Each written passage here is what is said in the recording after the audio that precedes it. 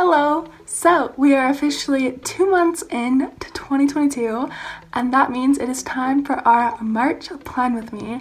And I decided to do something that I've never done before, and that is to recreate my first ever March bullet journal spread. So, without further ado, let's get into it!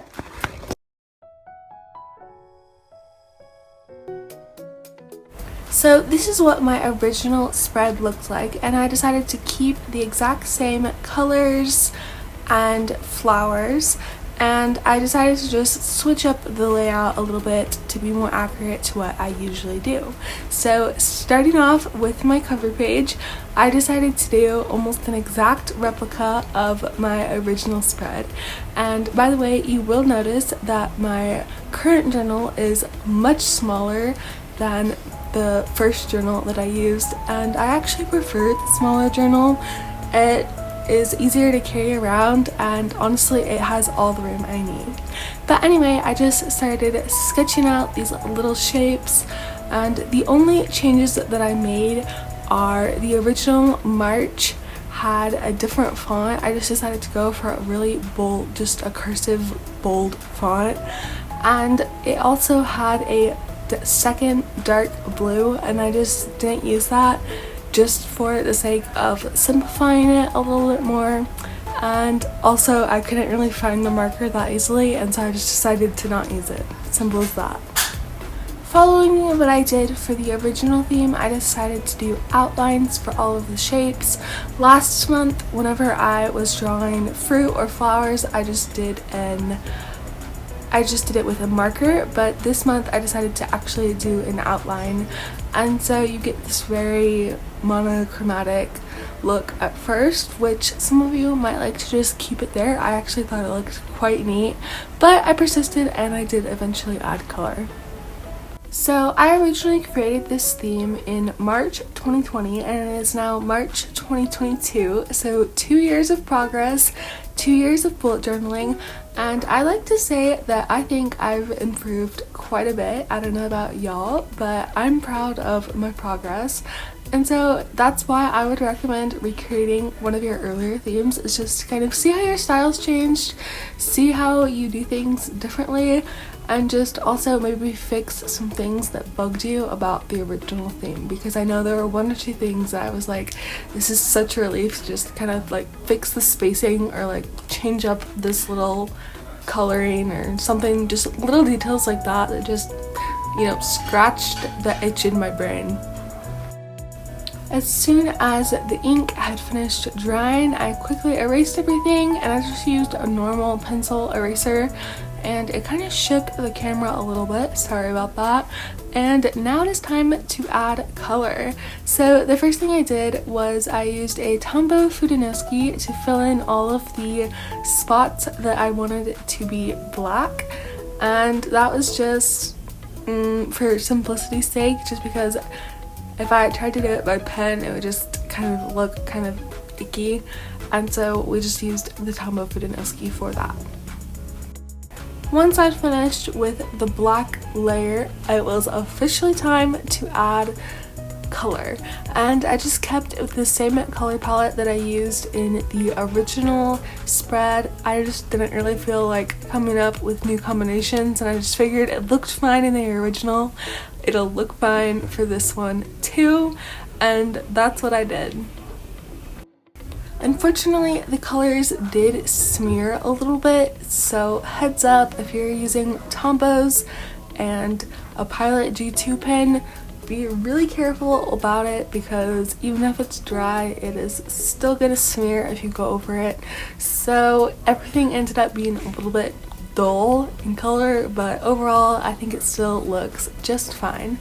And then for accents, I had a white Sakura jelly roll in the 0.8 size, I believe, and I just went in and added little white lines to just kind of make everything pop and tie it together. And that was that for the cover page. And then for the calendar spread, in the original I used a full spread, and now I don't really do that just because I never actually end up using it, and so it's kind of a waste of space. And so I combined that into the quote page, except I realized I don't usually put a quote anymore. Maybe that's something I'll have to change come April. But for this one, I just used a grid, and I believe it was 7 square boxes by 5, and then the boxes themselves were each 3 by 3, so 9 boxes in total if you were counting that way. After I finished outlining the calendar in this purpley blue color, I went and I just did the numbering for the calendar, which again, not the most fascinating thing in the world, but not too bad either. And then I made a yellow header, and then I just put the days of the week, and then I made a goals section, and then I traced that with yellow, left room for a little plant drawing, and then I also made a content tracker because I had a lot of those in March of the original spread, and I haven't done them in a long time, and I thought it'd be something interesting to try incorporating again. I just made a tracker for Instagram and YouTube, and then I'm just going to record how many followers I have on the first day of the month and on the last day of the month. And on to the next spread, which is going to be a habit tracker. So I decided to use a lot less habits than I did in February because it got a little bit overwhelming, and I didn't end up really using the spread that much because it was just a lot. And so this time I used a lot less, and the page didn't feel as crammed either, so it was a win-win situation.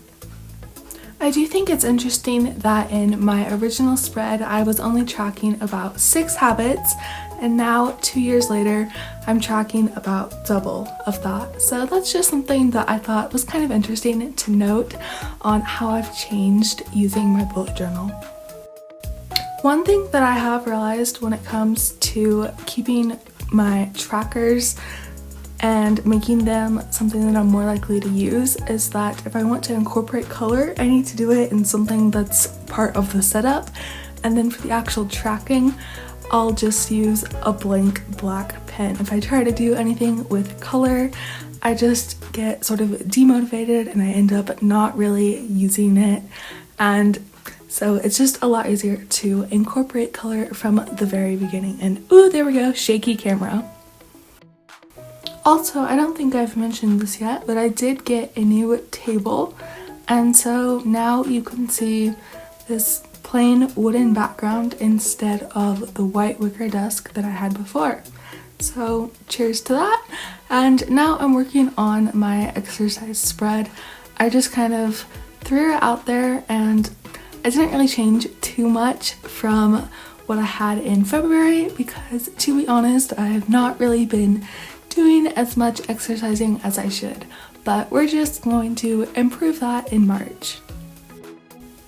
I've found that the daily routine that I had in February worked really well for me, and so I kept that same routine for March. And how my daily routine works is I just break everything up into time blocks, and then I try to get everything done within that certain time block, but it's still flexible for different days. So after I'd finished the exercise and the daily routines, I also decided to do this sort of weekly tasks thing, and I kind of just jumped into it without really having a plan for it. The only thing I knew I wanted to do was to water my plants once a week, and then cut to me not knowing what to do for the other ones, so I had to come up with things that I wanted to do weekly. So yeah, little tip of advice, just make sure that you know what you're gonna do before you dedicate a huge chunk of space in your bullet journal. After that, I just filled in everything else with some doodles, and I also made a content planner spread just to plan my posts and a brain dump. And here's my March flip through, and I really hope you guys enjoyed watching me recreate my first ever March plan with me. I know I enjoyed it, and I'll see you all next time. Thank you so much for watching, and goodbye!